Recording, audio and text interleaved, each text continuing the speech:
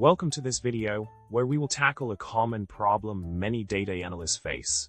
The problem at hand involves a polars data frame with two list columns, where one column contains empty lists and the other contains null values.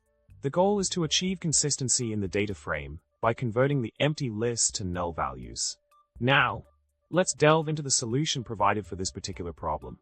The first step entails creating a polars data frame with a specified schema containing empty lists and null values. This setup will serve as the basis for our subsequent operations.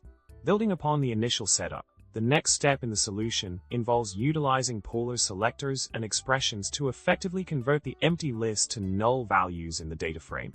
By selectively identifying columns of type PL, list, PL string, and evaluating if the list length is greater than 0, we can seamlessly achieve the desired transformation.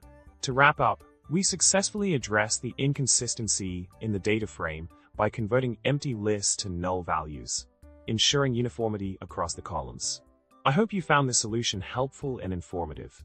Don't forget to subscribe, like the video, and comment below with your thoughts. Remember, data consistency is key in effective data analysis.